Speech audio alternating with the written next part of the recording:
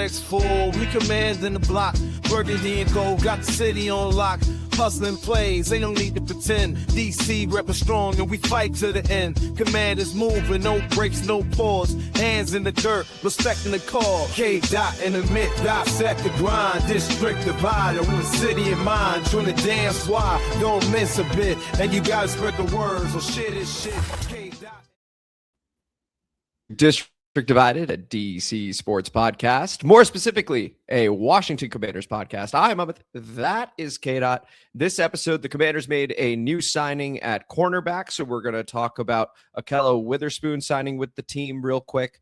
And then the meat of the episode is the NFC East as a whole. We've talked a lot, obviously, being a Commanders podcast, about our moves this offseason. What about the other teams? What about the Eagles? What about the Cowboys? What about the Giants? What have they done? What are they building towards? Some of them have a brand new coaching staff like the Giants. Others made smaller moves like the Eagles with a new offensive coordinator and the Cowboys with a new defensive coordinator from Philly. So we'll talk about those three teams in comparison to our offseason. Briefly touch on the new uniform announcement, Jaden playing flag football, our thoughts on Pick 7 overall in the comment mailbag, as we always do. Before we begin the episode, please like the video, subscribe to the channel, hit the notification bell, comment as you always do, and K-Dot. Double ripping two Nick vapes while you're drinking coffee and not eating anything at 8 o'clock in the morning causes you to get like a bit of a head rush. So I'm kind of feeling it right now.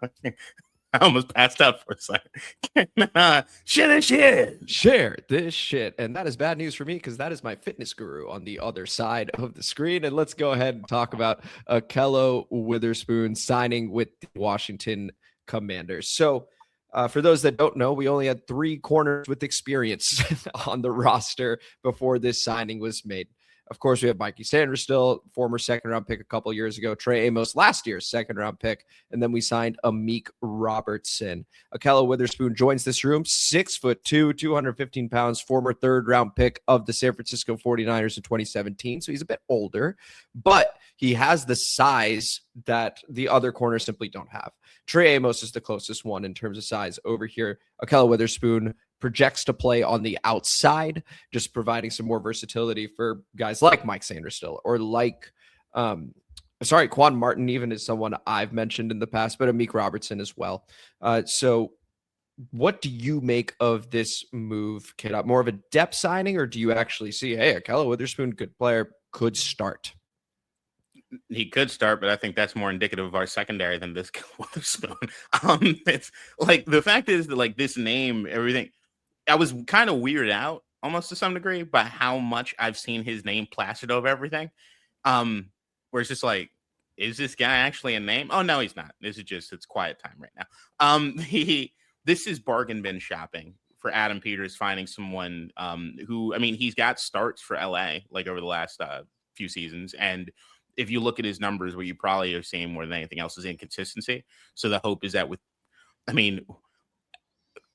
far from me to say that one will leave LA to get proper coaching, but like maybe there's just something they unlock with him. But at the end of the day, they needed bodies, right? And like you're starting to look around, like, is this the one that like makes me feel like, okay, we're in line with what we need to do secondary wise. Let's go into the season. No, I still don't feel that way. Like I still need to see these guys actually play to feel like that as far as the secondary goes.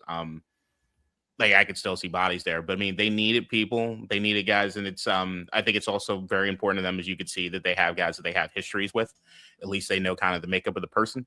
And then with that, you kind of go forward. And I would say that, like, for the most part here, the acquisitions that are along these lines have been at least decent.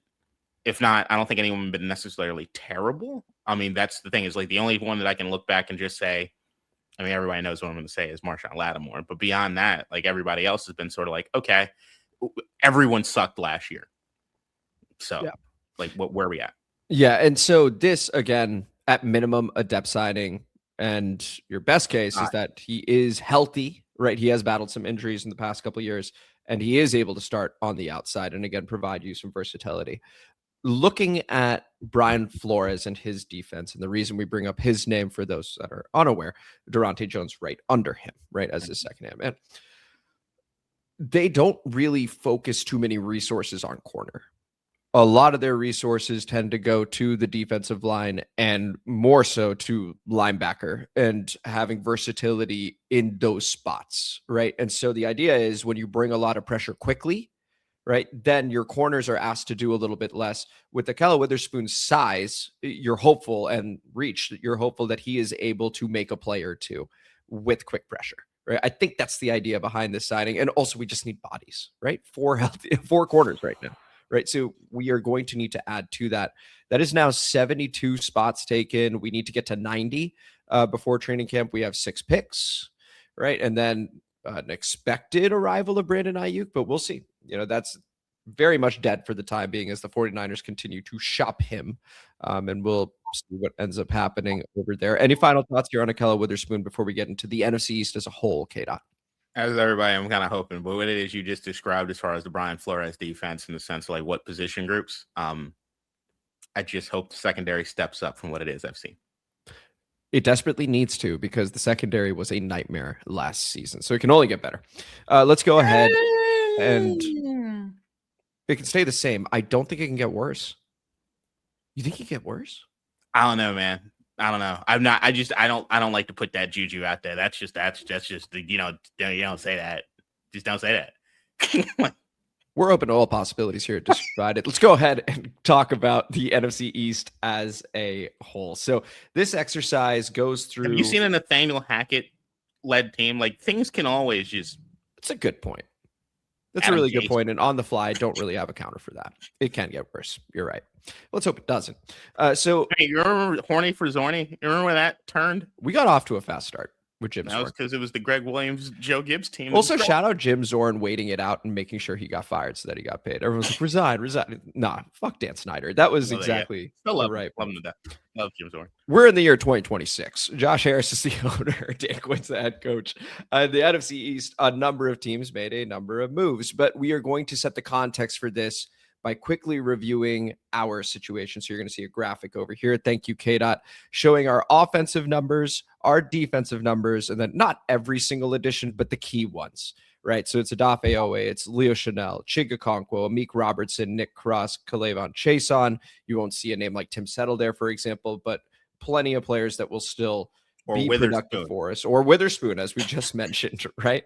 So number of names there not there, but this focus word there is key, right? And then their key departures. As of right now, Bobby Wagner not back. Jonathan Jones, who actually goes into the division. We'll talk about that briefly. Tyler Biadasz leaves. Marshawn Lattimore was released. We saved some money there. And Von Miller still looking as well. The key retentions, Laramie Tunsil. That highlights the offseason, really bringing him back on the extension. Andrew Wiley and Dietrich Wise. So that's us, right? And we have our new OC and David Blau, our new DC and Durante Jones, and we're going to see what that looks like.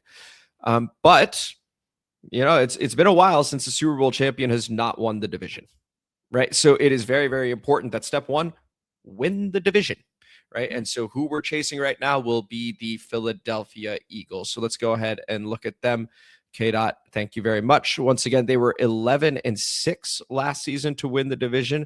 Offensive ranks, with as much talent as they have, not very good. 19th in points, 24th in total yards. I was surprised to see that as we were researching the Philadelphia Eagles. And so that led to coaching changes. Kevin Patullo is out. Sean Mannion comes in from the Green Bay Packers, and Josh Grizzard comes to the Philadelphia Eagles as the offensive pass game coordinator, formerly of the Tampa Bay Bucks. The big signing, Reek Woolen, right? That's the name you'll know, former Super Bowl champion with the Seattle Seahawks. People tend to know wide receiver names more, so Hollywood Brown and Elijah Moore are over there. But a guy that I think Eagles fans are secretly sort of, excited about would be Arnold Ebiketie, edge rusher that comes from the Atlanta Falcons. And then Jonathan Jones, we had just mentioned. He goes to the Philadelphia Eagles with Andy Dalton, now the backup quarterback over there, as Sam Howell leaves for the Dallas Cowboys. The moment he goes to the Giants, he would have played for every NFC East team. Jalen Phillips is gone. Nakobe Dean, huge loss over there, is gone. And Reed Blankenship gone, with some retentions at tight end, punter, and safety over there, with the defense being very, very good once again. So, K-Dot, looking at those moves, right? How do you think the Eagles have fared considering their ranks, their additions? And I will just remind folks that they have 9 picks in this draft. They traded one of them to get Andy Dalton, but they have 4 in the top 100, pick 23 overall, 54 overall, 68 overall, and 98 overall. How do you think they did? They're still the class of the division. I think that nothing happened in this course of this offseason that would change that particular thing. Like, I think everybody's looking at probably more than anything else the changes that have happened defensively with Reed Blankenship and with Phillips being gone, and Nakobe Dean. Like, those are 3 key names defensively. But even if you look at like last year, there was the talk about the defensive guys they missed. Look, at the end of the day, there's been so much glazing we can do Harry Roseman without money being a factor, without guys' bodies being a factor, where they can't just keep everybody every year. So this is one of these things that you got to turn over the right guys. If I'm looking over the course of this team and who it is that they decided to re-sign, who it is they decided to bring back, who it is they decided to leave, number one, kudos for breaking up the white boys. Thank you, Howie. Outside of that, I would just say that they're probably the least consequential of the guys. And that's not to say that they don't have talent. They absolutely have talent. But the idea is, with the guys that they did bring in, Reek Woolen is arguably the kind of secretly maybe the best free agency signing this offseason by the NFC East, maybe talent-wise, potentially. I mean, he's probably in the conversation. I don't love hearing that. Like, the wide receivers don't do shit to me, but like that's because they got AJ Brown and Devontae Smith already on the team. So anything that happens so far from a depth standpoint is only going to help, right? You saw the offensive numbers, but I think majority of the offensive numbers last year, in the sense of where they're at, is because Saquon coming off of the amount of fucking carries he had the year before. It's not sustainable in that way. But if anybody's expecting really a bounce back in that sort of sense, and the offense going kind of stepping up another level, will probably be this year. And there's no reason that I've seen that it wouldn't be the case. I think the only thing I'm looking at from another negative standpoint is probably underratedly the offensive line coach, Jeff Stoutland, being. That's the big one. That's probably the thing that but I mean, that's just, can the talent overcome that? I think so. I think that they're that talented because, I mean, I think they've overcome Nick Sirianni the entire time. Coach, I don't want to hit shit. But that's just where I'm at. It's like I think overall, the NFC East, for the most part, this doesn't feel like the NFC East of 10 years ago, 15 years ago, 20 years ago, where it's just a bunch of big names all the fucking time, right? This feels more calculated across the board. And yeah, well, it's not that like blows my socks off. I just like Philadelphia is just a solid offseason.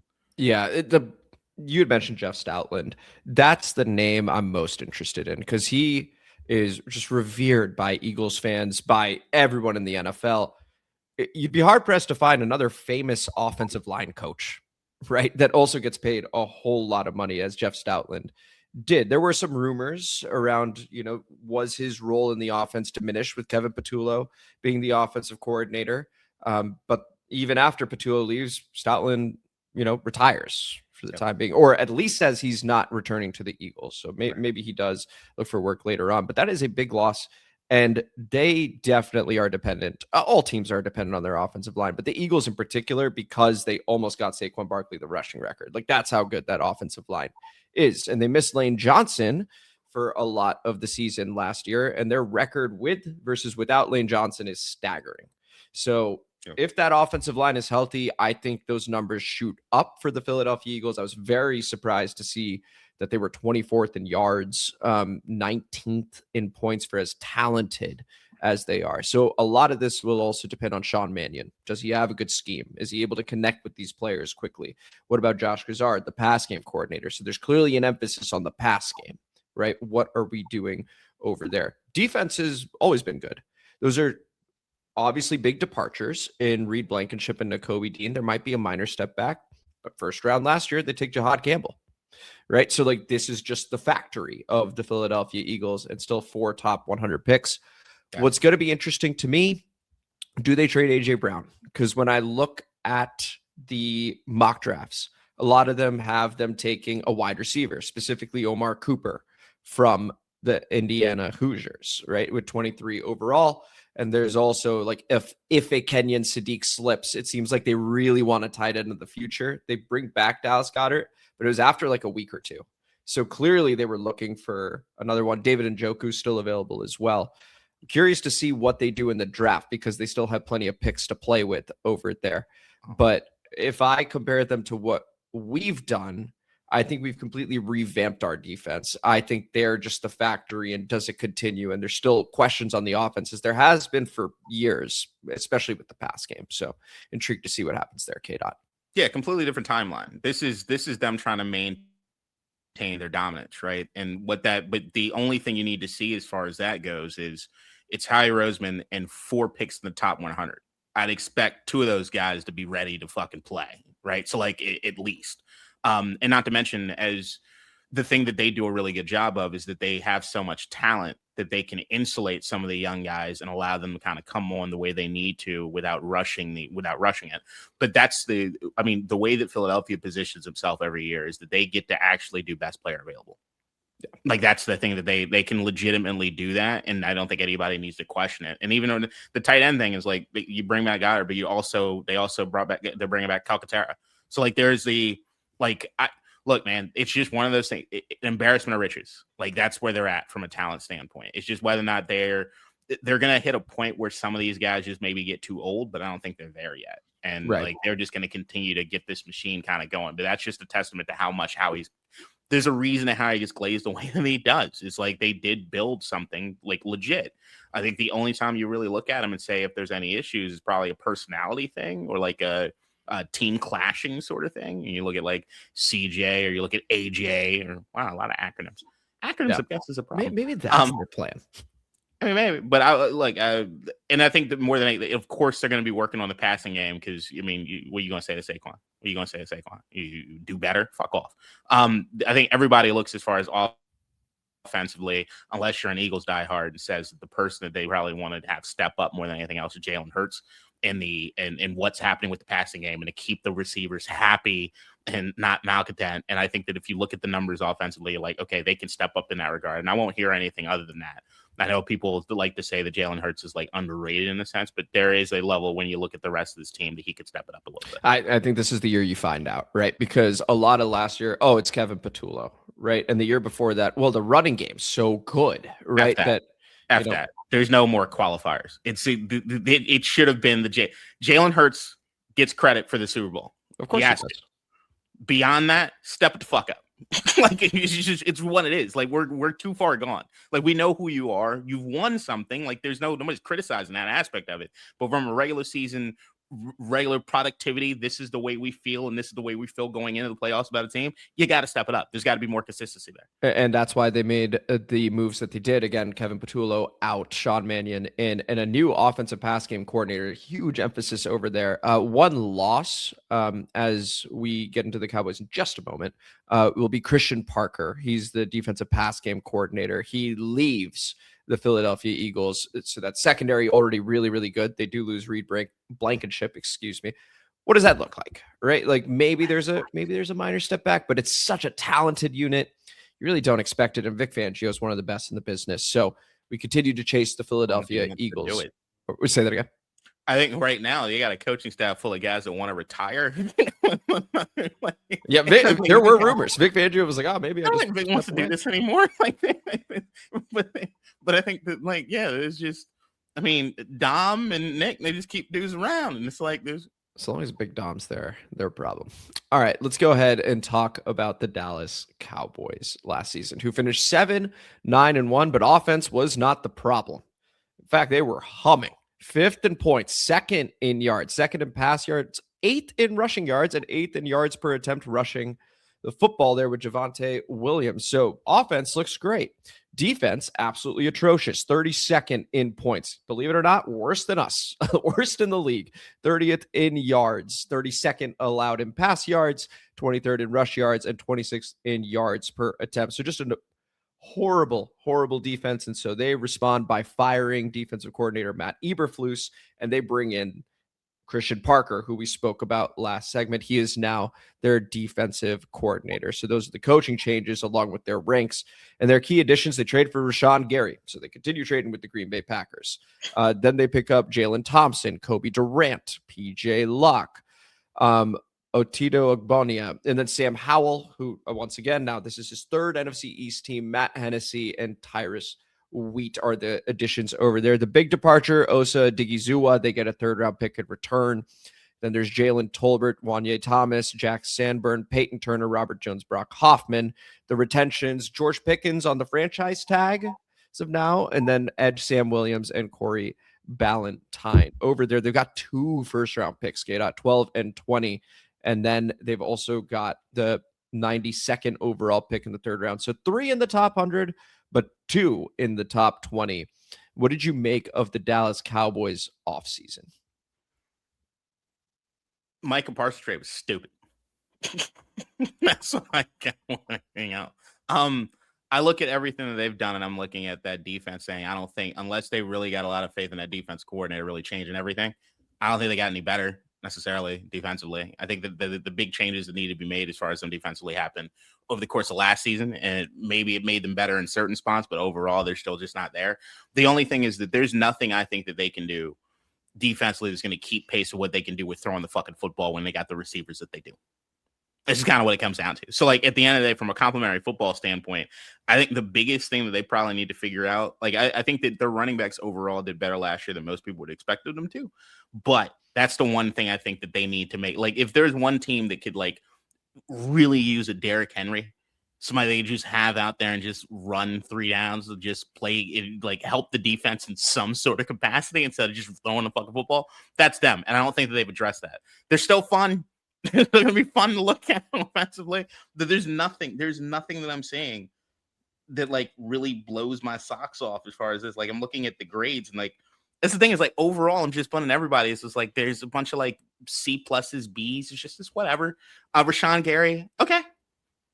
I think it's good. I know some people got a really good feeling about the Rashawn Gary thing. I just, like, 24 sacks over the last 3 seasons. I don't know, even if you have certain talent on that team, if they're going to be able to sing that way. Because, I mean, I look at in my opinion, there's only 2 guys that can be in the conversation for best defensive player in the league. It's Myles Garrett and it's Micah Parsons. I saw what that defense looked like even when they had Micah Parsons on it. Rashawn Gary's not Micah Parsons. That's what I'm going down to. That's just me. I think, I mean, it's fair. But now, I actually think the Cowboys had a nice offseason so far. And so Rashawn Gary, I guess it depends on how you look at him, like we were talking about, right? I think he is a very good player, right? He's not Micah Parsons. I recognize that. But now they got Kenny Clark back in that trade. I agree. Not a good trade, but they also got the first. So now they have the 2 picks in the top 20. They got Rashawn Gary and Kenny Clark, who've played together. They also got Quinnen Williams in the middle of last offseason. And DeMarvion Overshown is not going to miss most of this season, right? Now he's healthy, right? So, like, I look at that front line for Dallas and I go, okay, well, that should really help those numbers out defensively. Still plenty of questions in that secondary. Plenty, right? Like Deron Bland, is he the same player that he used to be? I don't know, right? Then there's going to be Jalen Thompson. They brought him in. They spent some money on him too at that. Like, is he going to be what they hope for? And Kobe Durant from the LA Rams. So the secondary still has questions, but if they can keep the offense going like they did, I don't know. Like, I do think that they are immediately in a position to challenge the Philadelphia Eagles. And it also depends. Do they end up with Sonny Styles? Shut up. Right. Oh, no, I'm sorry. But, like, you know, that is a conversation. And then, okay, so that's one. And then there's also Jermod McCoy. Let's say he slips, right? So, like, if they end up with both, which is on the board, right? Like, this gets very scary, right? So it really depends on the first 2 picks for the Dallas Cowboys to me, right? But because they have 2, I can't judge it just yet. But I think that they've made some solid moves on defense. They didn't really have to do much on offense. They, to me, look stronger. Brian Schottenheimer did better than a lot of people thought as head coach so far. They continue with their OC. I'm blanking on his name right now. I think it's like Clayton Adams or something like that. But then let's see what Christian Parker does. A lot of this is let's see what Christian Parker does. Or to your point, you know, can they get a guy that helps them with game flow, that helps them play complementary football to help that defense out? But I think the defense is a little more talented than the numbers suggest. Look, Javonte Williams was a steal. and getting the extension is a steal. Like if you look at his production and everything else, I just don't think he takes him over that limit. And then I think the big portion of this is them hitting on the draft picks. And if I'm looking outside of offensive line, haven't really been doing that recently. They've always been taking no alignment. Just it's safe, it works, right? Like safe, it works. But when they diverge from that, doing other things, like it's usually a countdown before those guys are going to leave, and then they'll have their talent sing in other places. I mean, shit, two of those guys, like the 2022 draft, it was the 21 or 22, 21. Tolbert's gone now, and Mike is already gone. So I mean, there's that. I don't know where everybody fits as far as Mozzie Smith. Where you at on him, or where you at on like some of these other guys? Like right, not so high. Cowboys fans not so high. And that's what it boils down to. Is like I'm looking at the Cowboys overall, and I'm saying that like looking at what it is that's happened over the course of this offseason, or over the course of last season going into this season, their offense, as seen in the numbers that we showed, are going to be able to keep up with anybody in the league. Period. But I look at that and say, if you have CeeDee Lamb and George Pickens on the field at the same fucking time, good luck. Okay, good luck. Like that's something special. What that does overall, because I still think that overall I get what they're trying to do defensively. I think that they've added some names. I just haven't seen it come together the way they needed to come together without having just some special talent kind of like overshoot what it is that they can, what it is from a coaching standpoint, from anything else sort of standpoint. I just don't think that they've been humming defensively since Dan Quinn was there. And even if you look at the last year with Dan Quinn, I'm not going to say they were humming at that point either.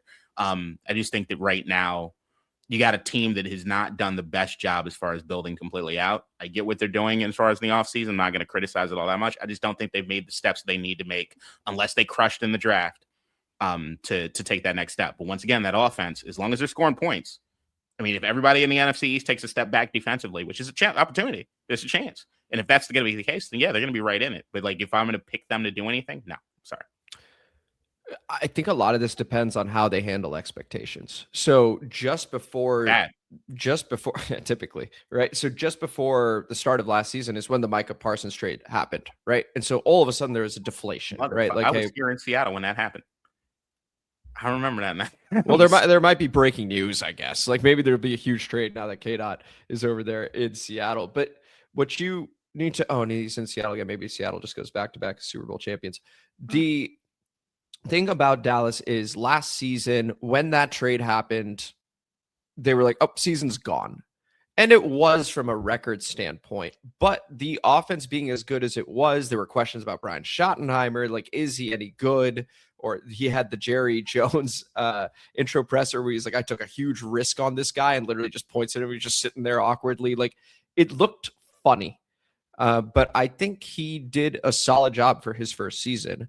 And now it is their expectations going to be, we need to get even better. Obviously, they're going to have 2 first-round picks as well. How do they handle that? Right? Like that for me is the big question, because honestly, as I'm thinking about it, K-Dot, I have more faith in Dak Prescott than I do Jalen Hurts, right? In a regular season. Playoffs, I prefer Hurts, but we're talking regular season, win the division. That's what we're talking about. Mm-hmm.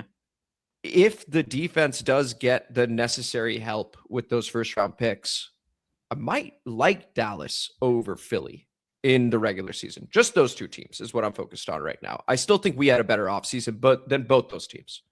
But between those 2, I think Dallas has closed the gap some. And maybe even if they handle expectations, or Brian Schottenheimer is truly a really good coach, or even a good coach, I don't know. Like, I do think that I would have Dallas slightly over Philly right now. I mean, I feel the exact same way I feel about Dallas as I did going into last season, which is I still, as I'm repeating, the wide receivers make them special, period. And at the end of the day, and somebody can clip this if they want to clip it. I'll never fucking say it again. You'll never catch me saying this again. If I'm picking a quarterback to like start a franchise, or I'm picking a quarterback that I need to play for me, I don't think I can name 10 guys I'd pick over Dak Prescott. Maybe not even 5, 7 guys that I pick over Dak Prescott. I feel that high on Dak Prescott. Over Dak. You would pick 5. I'm telling you, there's a part of me that feels a certain way about Dak Prescott that's a little higher than I think other people think about Dak Prescott. That's just me. So like I also like him in the regular season. I do. Like, I don't expect this team to do anything in the playoffs just because I think there's so much baggage there. But in the regular season, we're talking regular season, I think they are scary. I think the Cowboys carry baggage. It's just that goddamn star, and I think that there is an element of like, I think that Dallas quarterbacks kind of the opposite effect of some teams, which is going to sound counterintuitive, but this is just the way my brain works on it. I think Cowboys quarterbacks automatically get taken down a few pegs than they need to be because of the Cowboys quarterback. I think it works in an opposite way. I think they get underrated to a certain degree. Same way I thought about Tony Romo, same way I felt about this guy, same way I thought about Drew Bledsoe when he was there. Vinny Testaverde actually did a pretty decent job for a moment. Like there is an aspect Quincy Carter. Not going that far. Like, not going that far. Vinny. I was like, come on. Vinny had, you look at the wide receiver talent at that point, but like, whatever. Anyway, and every once in a while, they had a running back that was like the scariest guy in the league. It was just, did not mean to diverge us. Go ahead. Marion Barber was a problem at one point. The fucking hate the Cowboys.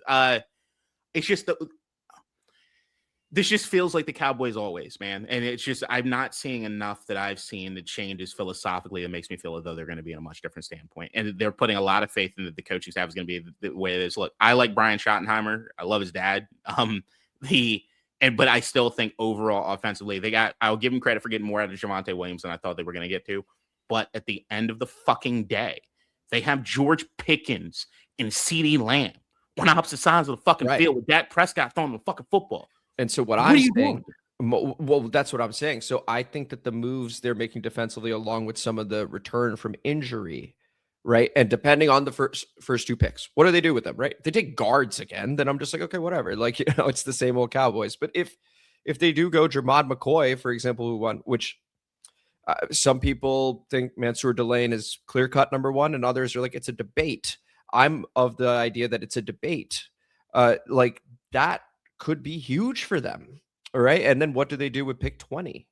Right. So like I'm waiting and seeing on the Cowboys in this draft. I get it. I need to see if you're going to have the offense they're going to have, I need to see lights out pass rushers, and I need to see a secondary that's going to kill it, or at least get some turnovers. If you tell me that this Cowboys defense is going to be Cowboys defense from like 5 years ago when Diggs was doing his thing, sure, I'm all in. I have not seen anything right now that makes me feel as though that's going to be good. One of your draft crushes last season was Donovan Ezeraku, who is a Dallas Cowboy. How do you still maintain being high Boston College thing? If you're from Boston College, I automatically give you a thing. So like Ezeraku was having a bit of that with it. If you ask me, do I feel the same way about Ezeraku as I do Sonny Styles? No. No, of course not. Just to be clear, we know how you feel about Sonny Styles. But if you're a Boston College dude, I'm always going to have faith in you, especially defensively. Let's go ahead and talk about the New York Giants, the final team in this division. Thank you very much, K-Dot, where you can see middle of the pack on offense, 16th in points, 13th in yards, but 21st in pass yards, 5th in rushing yards, which I was kind of surprised to see. But 15th in yards per attempt. And a lot of those rushing yards came from Jackson Dart killing himself on the field. So they were second in quarterback rushing yards, 616, behind us actually at 630. Now, over here, the defense quite bad. And so what they end up doing is, we're just going to clean house, right? Joe Shane is retained as general manager. Out goes Brian Daboll, Mike Kafka, and Shane Bowen. In comes John Harbaugh from the Baltimore Ravens, Matt Nagy from the Kansas City Chiefs, and Denard Wilson from the Tennessee Titans. Looking at their draft picks, they've got picks 5 and 37, and then a bunch of 4th and 6th rounders, so only 2 in the top 100. But they sign Isaiah Likely, someone we had mentioned a whole lot as a potential target for us. He goes to the Giants along with Pat Ricard, which I think is an underrated signing. They now have a fullback, right? So maybe a bit more of an intention to run the ball and play some more power.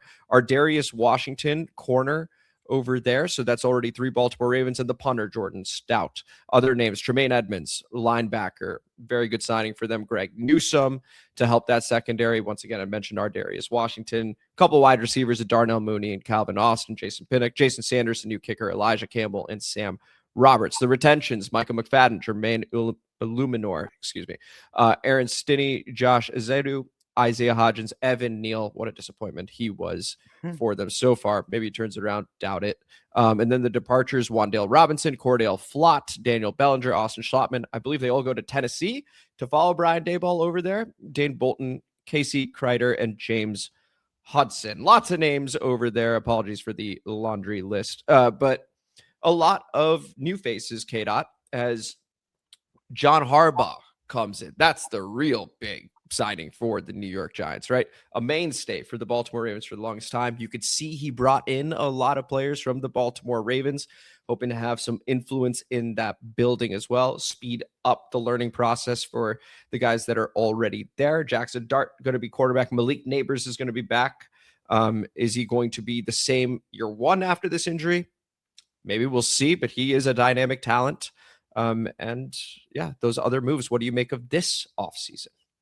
This offseason is the one that I'm like, okay, they're serious, and it's the floor raiser. It's John Harbaugh's in town. Now, regardless of how I feel about the end of Baltimore, and the more I'm hearing about Baltimore, the more I'm starting to realize there might be something happening in that front office that's not being talked about the way it needs to be talked about.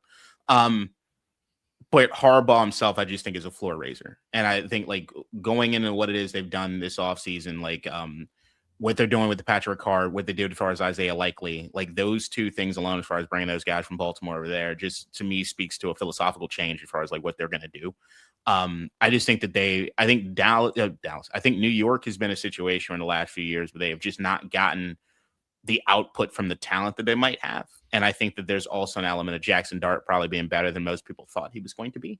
And him and the Scattaboo combo to me is just huge. But the big thing for me for New York is that picking at 5 in this particular draft to me gets you a slam dunk starter, depending on how it is that they want to go about it. And to me, it's like the name that bothers me, of course, is the Sonny Styles aspect of it, which would piss me off. I don't think they do that, by the way. I hope they don't. But if I'm looking at if I'm John Harbaugh and I say that I get the guy, I get my new Ray Lewis. I get my guy that I build the defense around. Defensively, like I'd love that idea. To me, if they draft Jeremiyah Love, I think it's a fucking problem. Well, I think first off, that would just be a hilarious admission from Joe Shane, which he would also have to. I think we're done with this. I think we all know. I don't think Giants fans are. I don't think other NFC East teams are, because the Eagles won immediately with Saquon Barkley. You know how painful that has to be for Giants fans? And then they're like, you know what? Our bad. Here's Jeremiyah Love. Like, again, but they do have an emphasis on running the ball, right? Mm-hmm. So there is this idea that they could take Jeremiyah Love at 5 overall. Love in Scattaboo. Tyrone Tracy's not bad. Devin Singletary had some nice games, right? Ricard leading away. Here's why. So Love could be in play there, right? And there is still time, less than a month away from the draft now. We will have a live stream, so stay tuned for that, please. The reason I don't think that it's going to be Sonny Styles, I think more likely to be Jeremiyah Love than Sonny Styles, is they did give Tremaine Edmonds a bag to play middle linebacker. That is fair. Right. And so I think that they don't necessarily do that if they're keying in on Styles, because I think Styles will be available at pick 5. So I don't think they take Sonny Styles. I also don't think they take Jeremiyah Love. What I know of John Harbaugh is that he's focused on the secondary and he loves a safety. They took Malachi Starks. They took Kyle Hamilton in Baltimore. And I think he sees Caleb Downs and goes, this is just the easiest pick I'm going to make. And when you hear the quotes around Caleb Downs from John Harbaugh, rave reviews. I think this is one you're going to begin to cement as we get closer to the draft. I would love if Caleb Downs fell to us, but I think Caleb Downs goes 5 to the Giants unless someone really wants Caleb and moves up to 4 to get him. That's the only way I see it happening. So I think Caleb Downs is going to be the pick at 5, which will inform our pick 7 conversation here momentarily. Leaving the door open for Sonny Styles to us. Just a heads up. I'm not going to argue. But I think that's what's going to happen. And so then when I look at that, so making an assumption with this, along with the other moves they've made, the philosophy change is scary to me as a Commanders fan, right? Pat Ricard in particular, actually, funnily enough, scariest signing to me. Not even Isaiah Likely. I like Isaiah Likely, of course. He's dynamic. He's fun. Pat Ricard is okay, grab your lunch pail. We're playing ball. Yeah. Right. And then Cam Scattaboo is tough to bring down. Right. So short yardage, Pat Ricard, Cam Scattaboo, they've invested in the O-line over the years. Right. Like, that's scary. And they already had decent offensive numbers. We'll see what happens with Matt Nagy. That is a question mark for them. But The defense, it's littered with talent. Can Denard Wilson get them right? There's still too many questions overall with the Giants in this year to make like a giant leap, in my opinion, but they're certainly headed in the right direction, and their ceiling for the year is scary, right? If all the answers are like, yes, we're good here. Yes, we're good here. Like, then it's scary. But I do think that they have closed the gap on Philly some, right? Like, not entirely, but they've gotten closer. And I think that we've swept in the past couple of years. I don't know. Like, I like the Giants. The Giants have made some really, really nice moves over here to raise their floor, as you had mentioned, Kadon. No, last season, I think that I had them predicted where it was like they were going to be really feisty. They were going to be in games they probably shouldn't be in. But I still thought overall, I mean, the thing that was probably holding them back more than any other thing was Brian Daboll. And then who it is they decided to have as far as the interim coach after they got Daboll. Just revert back to anything we said as far as Hard Knocks goes if you want to hear my thoughts. Beyond that, Harbaugh raises the floor. I like where this team is already. I think defensively they have talent that they have not gotten the best output from just yet. Like, it's right there. It's just like a tap that just needs to be like completely locked in. I think they have the talent there already, honestly. And offensively, I think that if they get Jackson Dart playing within the confines of the system and they can get a running game going the way they need to get a running game going, then like that to me is like, the thing with the Giants is that I can look overall and say from like a talent standpoint, they don't reach the ceiling of a Philadelphia. I could say that they don't have anything offensively that rivals the wide receivers that they do in Dallas. I could say that as much as I like Jackson Dart, he's not a special talent like Jaden Daniels is. But I'll tell you right now, I think the Giants can beat any one of those teams on any given Sunday. And I think the Giants can also like look towards the rest of the league and say on any given Sunday can beat anybody else. And that to me, from that Giants team and seeing what it is that they've done in the last few years, is lights out. Like, that to me is a good thing. And like what you said, as far as that lunch pail thing, that's changing a culture. And I think the changing of the culture going forward is like the Giants are not that they're just not the team to overlook. And I don't think it's going to be like when you see the last two Super Bowls they had, which is like, hey, we're the wild card team that nobody really expected. And then now fuck that. I think New York is about to be a powerhouse in a bit. I do like the overall direction that this division is going in. Makes me kind of scared overall. I think the only team that I'm worried about the only team I'm not necessarily worried about as far as from the standpoint that I still is the one that you love, which is the Cowboys. But outside love of that, is a strong term. I don't love the Cowboys. I just think that if they handle the expectations, they can be scary. And I think that to me is one of those things where, did you hear yourself? Go ahead. Did you hear if they handle the expectations? You were talking about the Cowboys. How many years back are we going? No, that's fair. That's fair. That's what I'm saying. It's like years. we're taking things in it's like it's asking every year, is this the Browns year? Until proven otherwise. Like, it's just not something I'm doing. It's just you can't do that. I think Jerry Jones is more interested in doing a landman cameo than anything that's going to happen as far as anything in the fucking field. It's just, that's just where they're at. So like, there's just some things that are built in. The off season, and especially right now, we're getting to the draft time. This is lying season. This is starting to blow smoke season. This is the hopium era. This is where we're at. And I'm just looking at some teams never change. And until they change, I'm going to treat you the same. So as of right now, because I think our Giants analysis is more or less the same here. Yeah. Ranking these teams off seasons, how would you rank them?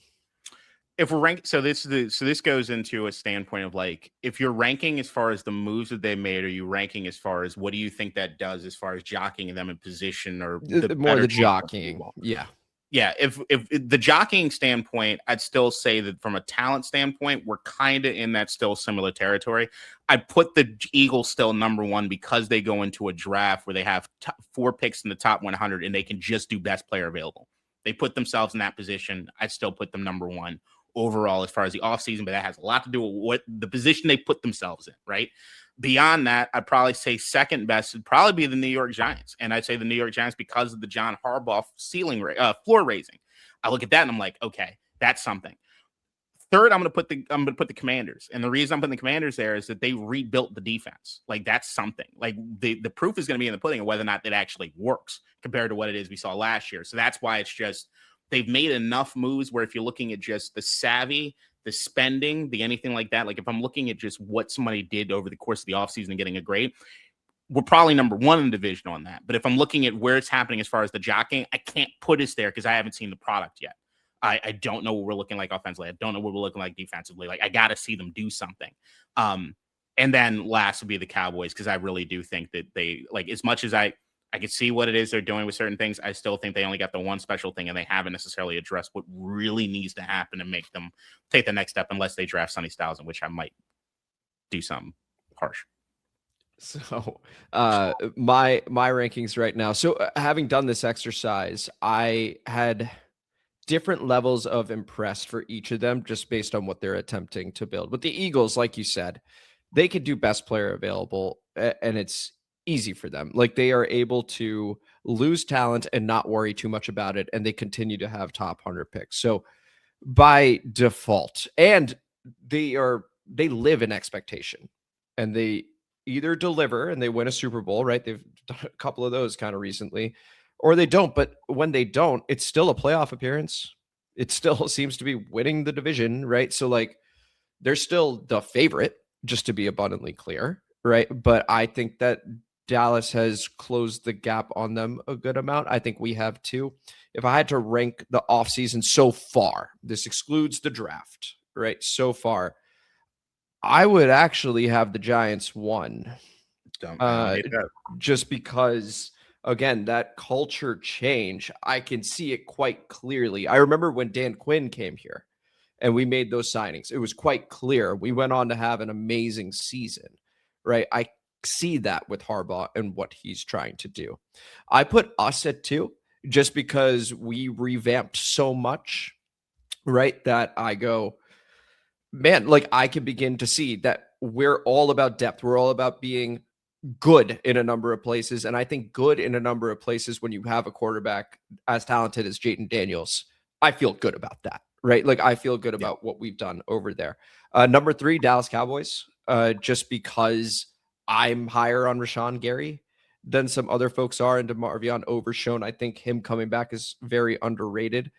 The Eagles 4, but it's not been a bad offseason for the Eagles. I think, studying the NFC East as a whole, they've all done quite well here. So this is 1 through 4 is like, there's no shame in 4. Everything's quite tight. And the Eagles are still the favorite to win the division.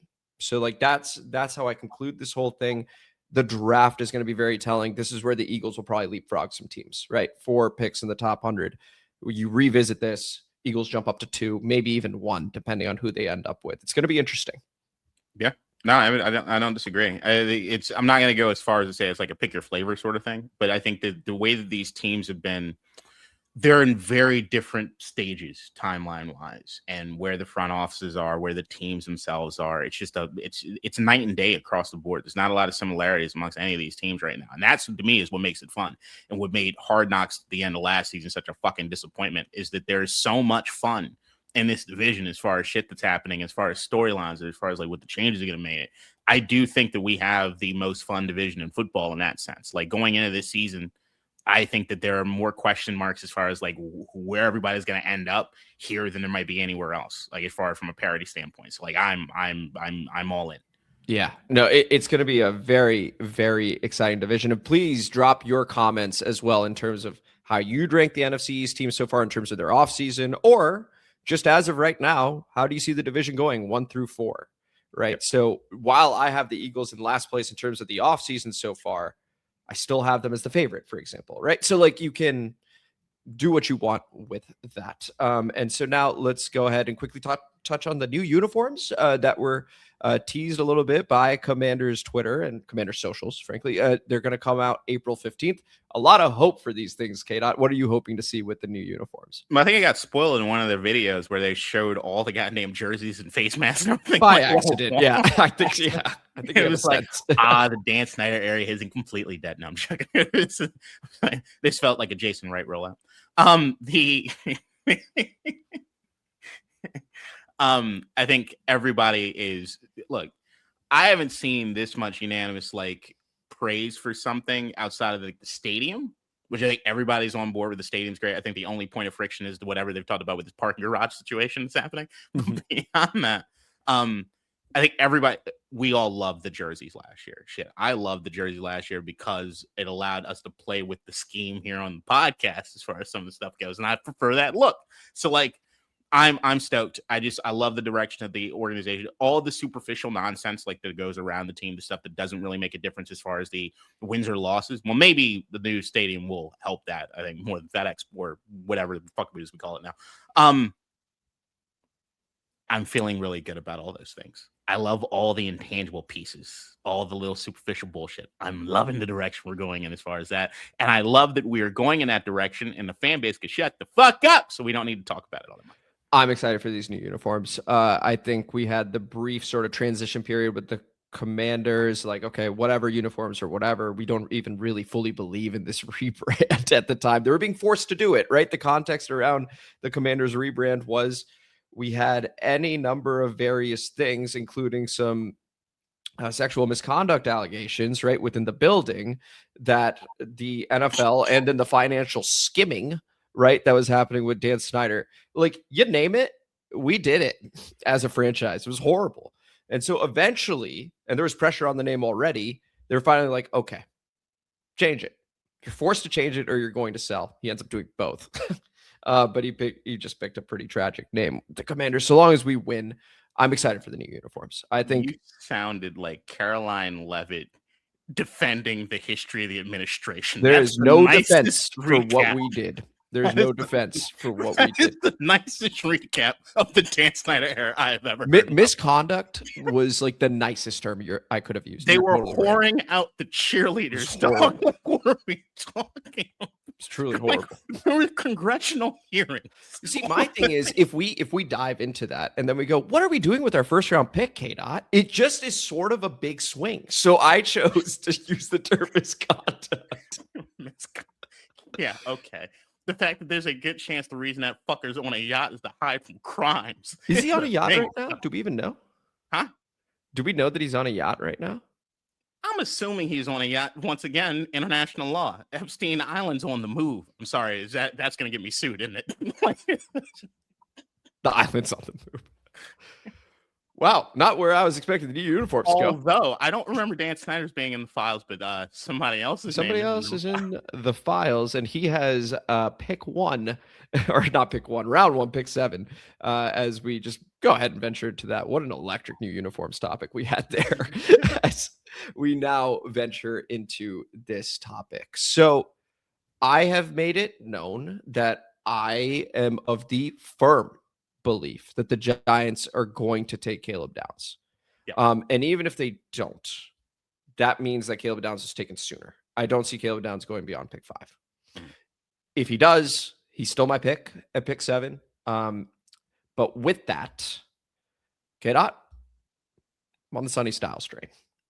Give me Sonny Styles at pick 7. If not him, then I'm okay with Jeremiyah Love, honestly. Now, the wide receivers they seem very good, but I don't think that there's a true elite. I remember when we were talking about Malik Neighbors, for example. You're just like, oh my God, can't miss.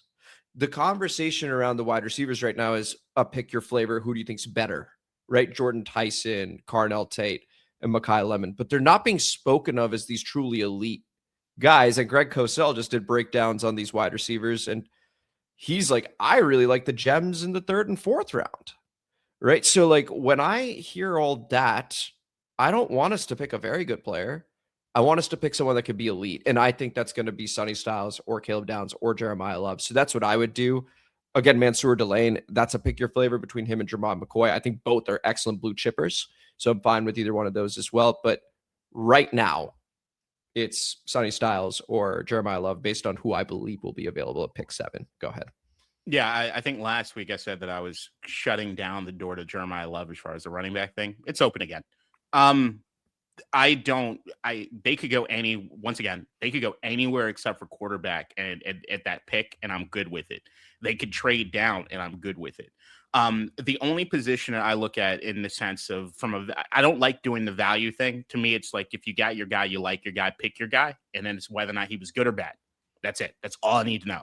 As far from a value standpoint, I don't love doing that because everybody values these players a little bit differently as far as on that. And I'm more of just pick your flavor guy. I don't like doing draft grades in that way. Just did you work with the guy that you got? That's your grade, right? But if there's any position in which I think that we are overvaluing, I guess to a certain degree in the first round is wide receiver. I just think that you can get that talent somewhere else.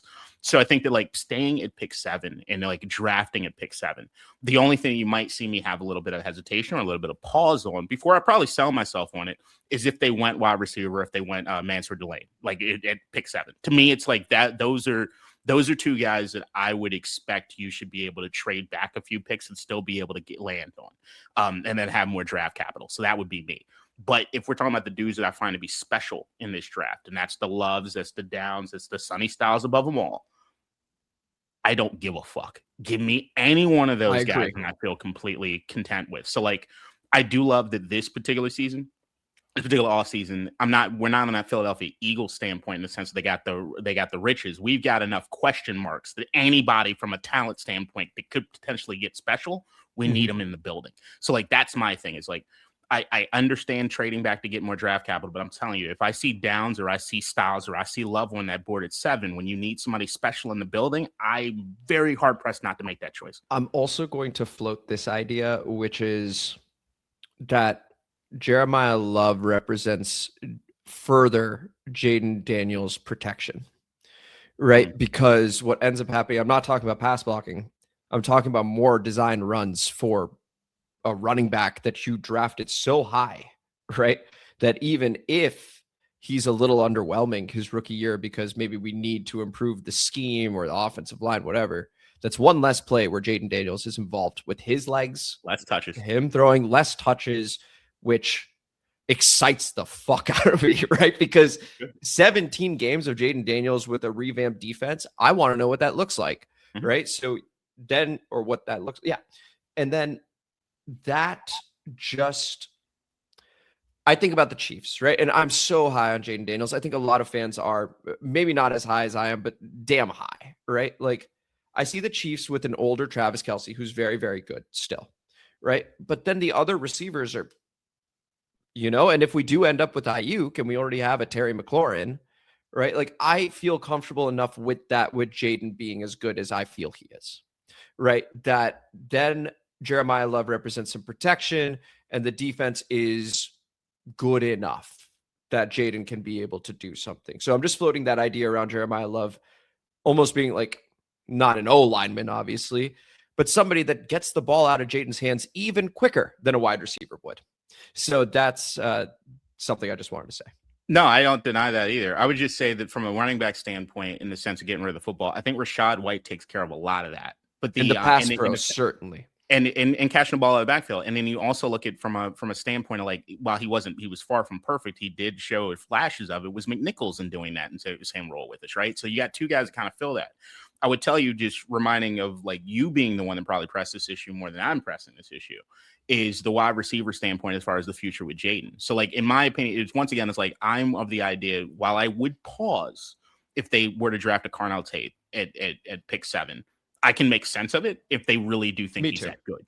And if they think that he's that good, and I'm sorry, Ohio State wide receivers probably have a pretty good track record as far as us or anybody else at this particular point in time. If they were 17, we like that. If he is that good, then I'm not. Then yeah, I'm not going to give it an F. I'll be like, all right, cool. Like, I trust the organization. But I'm saying that as far as the Jaden Daniels piece, in the sense of what makes sense as far as his future, with the question marks that I know that you've addressed when it comes to wide receiver, I'm of the idea that they're going to be stuck in a situation where they're going to have to bring back Terry anyway.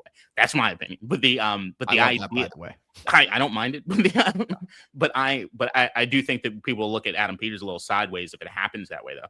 But if they decided like, this is what we have to do, and also knowing that like, Lord knows what the fuck San Francisco's up to as far as the Ayuk thing. We all think it's a foregone conclusion, but I'm telling you, anything they can do to put a fly in the motherfucking ointment, they will do it. They don't like this dude at this particular point in time.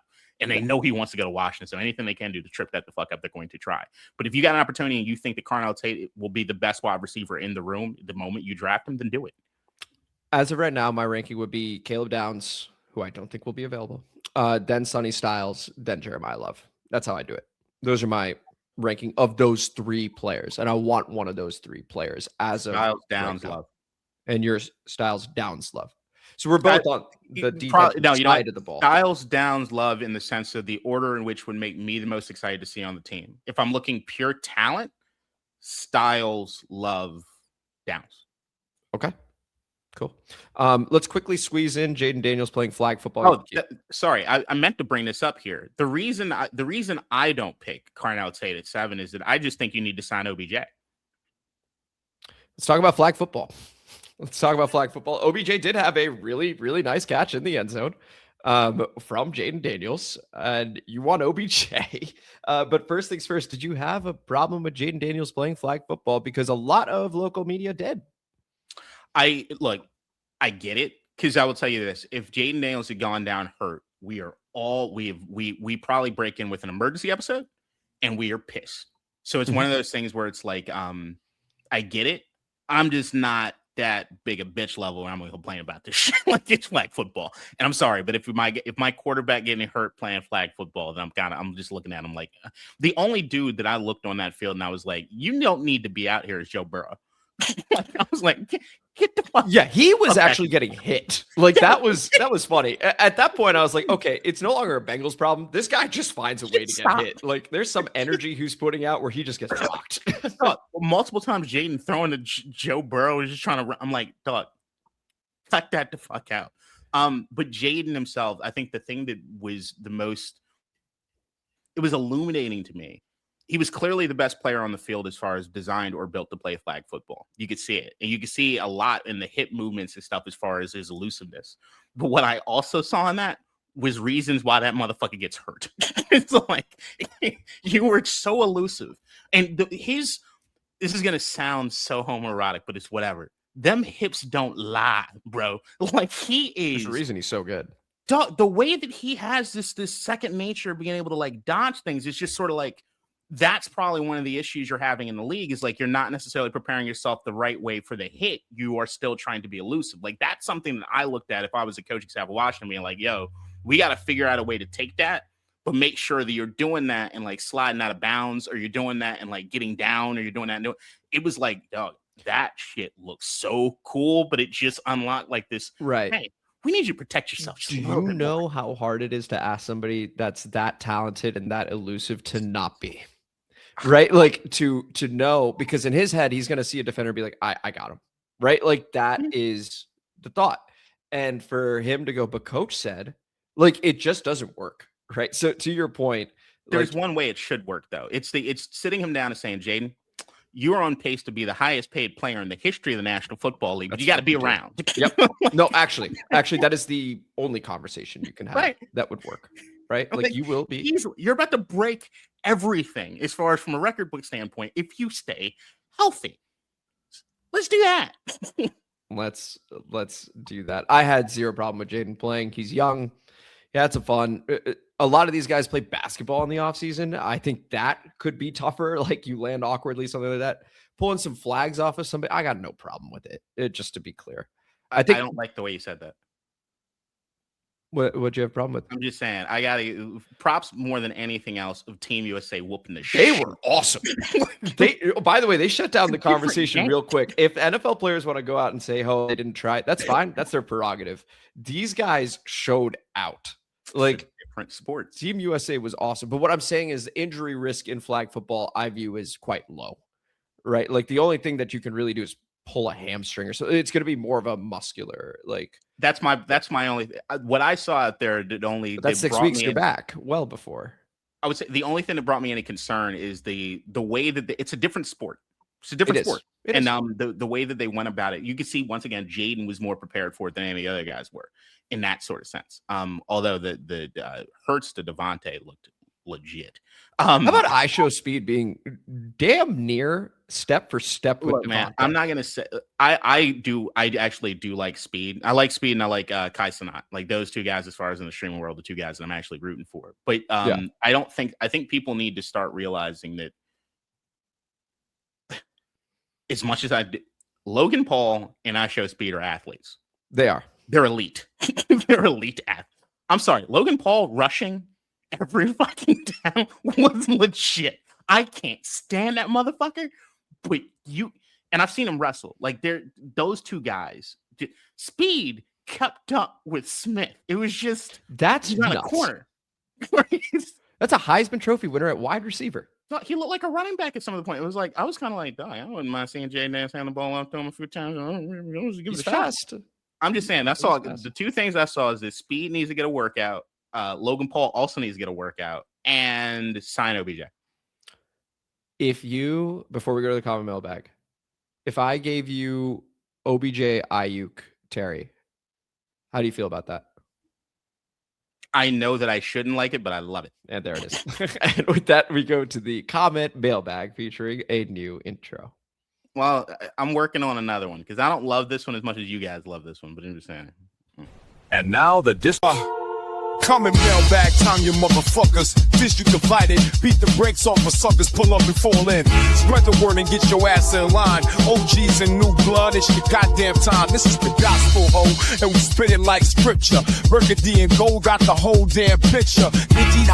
Yeah, cancel that wish. And if you're still with ice, we know your mama is a bitch. K-Dot in the myth, we don't miss, we deliver glorious audio art out your motherfucking speakers. District divided, welcome to church. Coming mailbag time now, who's up first? Alrighty, and we begin with Martin Collins going, y'all are so cool. 3 thumbs up on that. Really appreciate that, Martin, and the people who gave the thumbs up. Appreciate that very much. Let's go ahead and continue with Martin Collins, who goes, I want Bobby Wagner back. K-Dot, your reaction to that? I want Wags and I want Miller back. I ain't making no secrets about that. I want them both back in the building. Even if Sonny Styles were to show up here, I want them all back. Like I do like those guys, and I'm also looking at the amount of bodies that we need to have. Bring them. Yeah, I think Bobby Wagner knows his worth. I think we know that we have round 1 pick 7 overall. We want to see what we do with it. And I think that there are conversations happening with Bobby. We maybe do bring him back, depending on what we do over there. Martin Collins continues with, man, you keep saying 30 is old. I know NFL football is physical, violent, and emotional. You do lose a step in your 40s. But when I was 30, I was a new father. I felt young. I'm now 62, and I have good days and bad days. Don't draft anyone in their 60s. That's too old for football. And then he clarifies, I'm sorry, I mean, don't sign any 60-year-old free agents. K-Dot, your reaction. I'd sign Tom Brady at 60. Good. I'd sign Tom Brady at 60. I don't know what he'd do for me, but that's Phillip Rivers. That motherfucker look good. I don't know. Do you think so? Tom Brady loves Jaden so much. Do you think he'd be Jaden's backup? No, I know. I think it would be an absolute nightmare. It would just be so funny if that news broke. You're like, what? I'm just saying, Tom Brady. He's I imagine him trying to do that and be the backup for Jaden Daniels, a part owner of the Raiders, and a commentator. Fucking. Yeah, I'm doing it all. Controversy aplenty, right? Including a quarterback controversy. There would be some people like, I like Brady. Like, I think you should start over Jaden. He can run a blow offense. No one knows what it looks like. I'm telling you right now, the moment that I think that would be a thing. Martin Collins goes, welcome back to Yami Brown. And what is up with Brandon Ayuk is the question over there. K-Dot? That's John Lynch and Kyle Shanahan. That's about all we can do over there. It is nice to have De'Ami Brown back and be able to watch that highlight where Jaden on his back foot against Detroit just throws an absolute dime to De'Ami Brown, who catches it as his eyes are shielded by Kirby Joseph. Gorgeous. If De'Ami Brown continues on the track where he was last time we saw him in this uniform, we got some problems at receiver. Yep. Martin Collins goes, I like the movie that won the Oscars, one battle after another. Though I really like Begonia as well. And also goes, I dig what you're saying, K-Dot. I'm an artist. I live in the gray. Not black and white. More like metaphysical. It's another one from Martin Collins. Go ahead, K-Dot. I get it. We're speaking the same language. I would also say that every year I try to make sure I at least watch. My goal is to watch 300 new movies every year. I've fell way short of that last year, and this year I'm not on pace. I try to watch Begonia on the plane flying out here and fell asleep, even though it wasn't like a boring movie. So I finished it here. But I'm of the idea Sinners was one of the best times I had in a movie theater in a minute. I adore that movie just on a personal level. Delroy Lindo is my dude. But I'm of the idea, and I know this is a controversial take from some, especially that lean my way politically. One Battle After Another, in my opinion, is the best movie of the last decade. And I think Paul Thomas Anderson to me is an absolute genius, and the idea that he made a movie that's in his top 3, and I think there's a good chance it's number 1 in my opinion. That to me that's a different thing. Remind me, is One Battle After Another the one with Leo DiCaprio? Yes, I've seen it, and it was really, really good. It was really fun. I had a good time with it. Is that the one with it? I don't remember the name of it. I just remember really enjoying that movie. The only thing I will say is that Benicio del Toro being nominated for Best Supporting Actor was so stupid. Even though I love him in the movie, he was not in it long enough. It's just, and Sean Penn not showing up did bug me. Even though I think he deserved it, I still wish that Delroy Lindo won that award, and I will never relent on that. Please give that man his roses. Renell Winchester goes, I really liked Ayuk's birthday pictures. All of them, I think, with him holding a basketball. This is what Jaden Daniels does when he has pictures also. It's a hint of who he wants to play for or with, more specifically.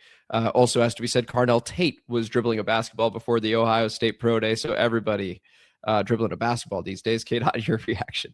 If this is the way it's going to be, then I might have problems with Ayuk coming here because I think there might be a lovers quarrel or something at some point. Like, they can't be that close, can they? I am now in the middle of watching Game of Thrones for the first time ever. Lovers quarrel, very, very real. Here is... I'm thinking more heated rivalry. Saw the first half an hour of the first episode. Here is... I have not. I just know what it is. You get to know a lot in the first half hour. Renell Winchester goes, I would like a safety, a cornerback, and a green dot linebacker in defense. I would like to have a thumping running back, a wide receiver to parallel to Terry in offense. That would take care of most of what I see as needs. And of course, a center. He goofed up by letting him go early, him being Tyler Biadasz. K-dot safety, corner. We got Ahkello Witherspoon. So safety, green dot linebacker in defense. Thumping running back, wide receiver to parallel Terry. What do you make of that? I definitely don't think that the fact that you said Witherspoon after corner means that it's solidified. I'd still have that on the list of bodies. Things I want. Still on my list. Michael Davis was a body. No, I get it. Still having that on the list. I'd also like to add to the list $1 billion in my bank account and a nice fat ass on my lap. Vindo goes, missing OTAs and most of offseason reps is a big deal coming off of an injury. No way we don't add another wide receiver in free agency and or the draft. And also goes, he might not play till midseason because San Francisco can hold him till week 1 if they want to. They are not cutting him until June 1st to save $29 million against the cap. I would need to double check the cap numbers over there. I think that there are more savings if they do a post June 1st designated release. But K-Dot, your reaction to this? I think going into this draft and everything else, I think it would behoove Washington to act as though Ayuk is not going to be here. That's the smarter way to do it. Yeah, because putting all your eggs in that basket. If he's available and you can do it, then you do it, and it's a nice added benefit. But I would build that wide receiver room in the sense of right now, before that time, that we already have it solidified. Vindo goes, not trading for a wide receiver this draft. We don't have the picks. The crying, laughing emoji. You would have to give up future picks. But as I was saying, Greg Cosell mentioned a few wide receivers, in rounds 3, 4, etc. that could end up being quite good. So, K-Dot, would you still... Actually, not would you still? Because that's more for me. Would I still trade for a wide receiver? Brian Thomas was never part of my equation. Yeah, it was part of my equation. I was like, Brian Thomas, he has the connection with Jaden. As more time passes, I agree. I think it just makes sense to go with what we have. Hope Ayuk ends up being a Washington Commander. And then maybe take one in the 3rd round, if you like. Neighbors, Chase, Jefferson. All LSU, all the only guys I would trade for. Brian Thomas, also LSU. Not choosing him. He's not on. You said all LSU. I was like, cool. Well, guess what? I named the guys. It's like I stopped. Here's and OBJ. LSU. Here's them of quotes going, what's up, guys? I love the offseason that has been put together, the youth movement. But we still have some holes on the team, like center, safety, wide receiver, corner. Basically exactly what Renell Winchester said. And he said, for the draft, I'm in favor of trading back and hoping for one of the 3. Mansour Delane, corner from LSU. Caleb Downs, safety from Ohio State. Mekhi Lemon, wide receiver from USC. What would you like for the team to do? So, K-Dot, we haven't addressed this, right? We're just saying, what would you do at pick 7? Would you move from pick 7? That's a question. What would you do? Yeah, I would if Love, Downs, and Styles are off the board. Yeah. Who the hell's trading up at that point, though? I don't know. But like, well, those guys are gone. I mean, I don't know. I don't know. But you know, in all honesty, like, and if Love is on the board there, I think about it too. But like, it just depends on what's in the trade package, man.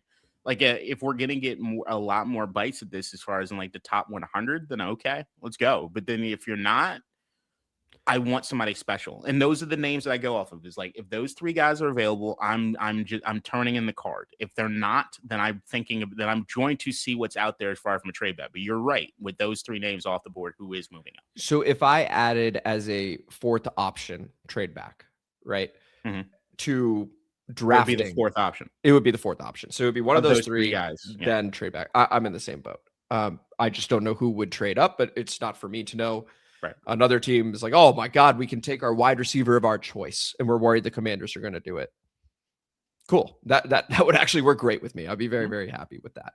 Especially because there's not at least based on perception so far, a Malik Neighbors in this draft. If there was, I'm like, yeah, just take the guy. Like that would be. But I also think in that same regard, I think wide receivers become very hard to grade in that way, in the way that they're being used in college. I just think that's the value proposition as far as wide receiver and what you can get out of it. I just think it's too wonky to choose that early. Vindo going, had a clear dream that we took the guard from Oregon. We took the tackle from Oregon last time. This time the guard from Oregon. I don't even know the guard's name from Oregon. You know the guard's name from Oregon? No idea. Vindo, follow up, please. And then Tony. Shout out Tony OG to conclude the comment mailbag. Good point about insulating a young defensive draft pick with experienced players around him. At the end of the day, if the guy AP wants is there at 7, take the talent. Don't trade back for more question marks. I want a number 7 talent on this team. We deserve it. So Tony very much planting his flag on stay at pick 7. Take a player, and it looks like leaning defense over there, as are we, right? I mean, we've got Styles and Downs very high on our boards. If someone like Arvell Reese slips for whatever reason, and based on the rave reviews you got from the Ohio State Pro Day, he will not. But if he did, take him too. Your reaction, K-Dot? Yeah, Arvell Reese is the guy that I think it's going to be Ohio State, in my opinion. That's just one of the guys. Ohio State defender, I think we're all right. It's probably going to be the thing. As far as the insulation on defense, as far as the players go, I would say that it just depends on what position. I'd say Sonny Styles gets insulated just a bit. Anything on the defensive line is absolutely getting insulated. If you do pick up a Caleb Downs or somebody in the secondary, I think I need to know that you can bounce back from getting targeted, and like because you're gonna get a workout. I need to make sure that you can bounce back. The same way I'm looking at Trey Amos, same way I'm looking at Mikey Sainristil coming off the last year compared to what it is we saw the rookie season, and especially looking at just the cornerback room in Washington the last few years has just been a problem as far from a mental standpoint. I think Emmanuel Forbes, Brandon St. Juice, Marshawn Lattimore. It's a lot of dudes that just mentally, whatever the fuck happened, they got tested. Confidence gets rattled, and then they're a shell of themselves. Maybe they're getting it back finally, but that's the thing. I need to know whoever it is, if they're going to do secondary, can bounce the fuck back and not get in their own heads about this. Yeah, the only thing now that I'm thinking more about Caleb Downs, Nick Cross plays in that box, right? He moves up. So does Caleb. So like, is there a bit of redundancy over there? I just think that the IQ and leadership that Caleb Downs is more versatile than that. Oh, way more. Just to be clear. I mean, some people have said this is the best safety prospect since they've been doing, these analyses, these reports, and, so hard to pass on that type of player. I'd be over the moon just because when you get an elite communicator like that could see everything, right? And it sounds like his football IQ off the charts, and he also just like tackles with elite form. He's quick, he's strong, right? Like that I think lowers your floor so much while also raising your ceiling. I think special, man. Like that to me is the way I feel about Sonny. There you go. And this was the show. This was District Divided, a DC sports podcast, more specifically, a Washington Commanders podcast. Thank you guys for listening to today's episode where we touched on the Ahkello Witherspoon signing at corner, talking about the entire NFC East. So providing more context around their moves, How did you feel about our offseason relative to all of theirs? How would you rank these teams right now? Then pick 7 overall, the new uniforms, Jaden playing flag football, potentially signing OBJ, and the comment mailbag. So if you enjoyed the episode, please like the video, subscribe to the channel, hit the notification bell, comment as you always do, and K-Dot. I'm not looking forward to all the comments about this particular comment from NFC East foes. Coach, I'm looking at you. Love you, buddy, but still. Also, there's a chance I'm not here next week to hear any of this shit. So, great! And then share this shit. Share this shit. We greatly appreciate you guys. And at minimum, I will see you next week, Friday, 2 p.m. as always. And potentially K-Dot as well. So until then, take it easy, everybody. Enjoy. Stay away from bookings, people. In DC, we're just hoping that you listen.